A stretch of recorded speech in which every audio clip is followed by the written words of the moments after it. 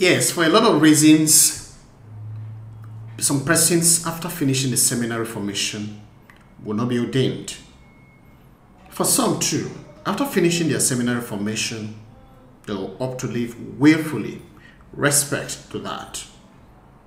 And to such persons who willfully decided to quit proceeding to the priesthood or getting ordained on their own, no matter the admonition or advice of anyone, kudos. But there are others too that have had to be asked to go, either from the seminary or even upon finishing formation. That doesn't justify again the fact that it is all who ended up in the priesthood that are actually qualified by human standard. And by the way, there is nobody qualified to even be a priest in the first place. And so, welcome to Catholic Reflections and Catechesis, where we explore the beauty and depth of the Catholic faith. My name is Reverend Father Boniface, and today we'll be delving into a topic that is of utmost importance in the Catholic Church. I'm talking about the impediments to sacred ordination. Ordination is a sacrament. Holy orders is a sacrament that sets apart men for the priesthood through ordination, giving them a sacred responsibility to serve God's holy people. But not everyone is fit for this call. But again, is anyone really fit at all anyway? In the Catholic Church, there are several impediments to ordination that may prevent a man from receiving the sacrament of holy orders. That's right. These impediments can be either temporary or permanent, depending on the nature of the impediment. The history of impediments to ordination in the Catholic Church dates back to the early days of Christianity.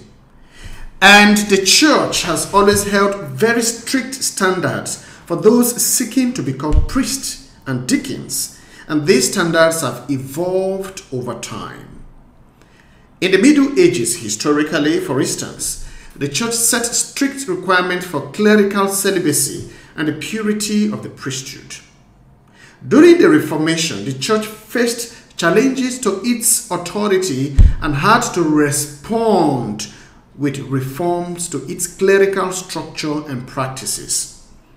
Still on the history line today, the Catholic Church continues to maintain rigorous standards for those seeking to serve God through the priesthood in sacred ordination, after sacred ordination, in order to ensure that her priests, that is the Church's priests, are well formed morally, uprightly, and are able to fulfill the demands of their vocation. There are several impediments that can prevent a man from being ordained, ranging from a lack of education and formation to serious ill health concerns and even criminal records. Join us as we take a closer look at these impediments, therefore, what they mean for those seeking to become priests.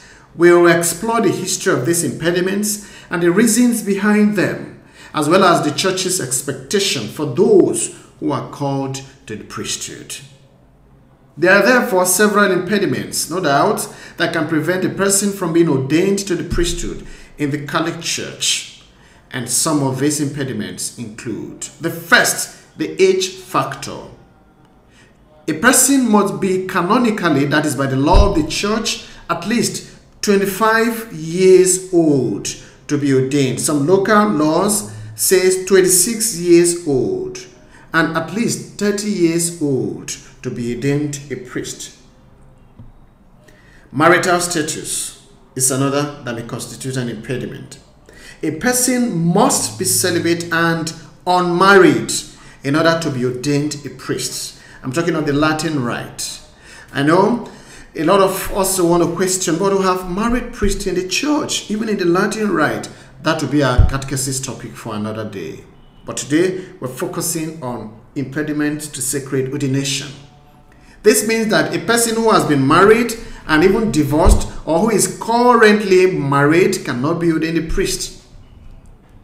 Number 3, physical and mental health.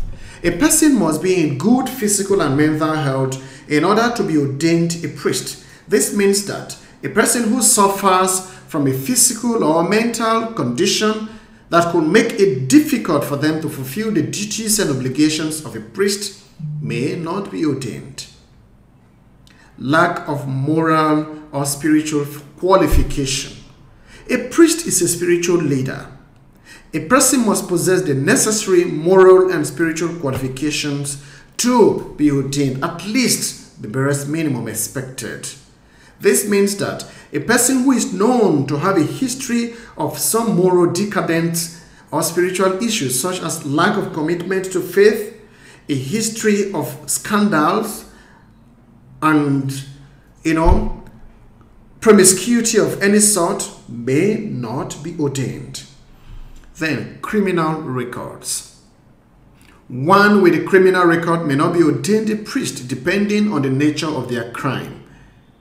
If you therefore know of anyone who has a heavy laden situation of this reality, inform the appropriate authority that they may be helped as well. Education and formation. A person must have completed the necessary education and formation in order to be ordained a priest, at least secondary education, tertiary education, or possibly seminary formation. This includes completing undergraduate studies, theology, philosophy, and a period of formation. Then vocational discernment. A person must have a clear vision, a clear discernment and calling to the priesthood, as well as the support of the church authorities and the family if possible. It is important to know that these are general guidelines and each case is evaluated individually by church constituted authorities. A person who meets these qualifications and is called to God by God to the priesthood will have a chance of being ordained. Hello there, but our conversation does not end here. We want to hear from you. What are your thoughts on the role of the priest in the Catholic Church? And what do you think are the most important qualities for someone seeking ordination to the priesthood? Yes, the times are changing. What do you think can be learned, or where do you think, rather, the church should pay close attention in the formation of modern day priest for a modern day church? Share your thoughts in the comment section below. Beyond the topic we have discussed about impediments to sacred ordination. And if you enjoyed this video, don't you think some other persons have got to share in this little knowledge of ours that you have benefited? Don't forget to hit the subscribe button and the notification bell so that you never miss an episode of Catholic Reflections and Catechesis with Father Nebo. Help us spread the word and share this video with your friends and family, and let us continue to deepen our understanding of the Catholic Church together. Thank you for watching, and God bless you.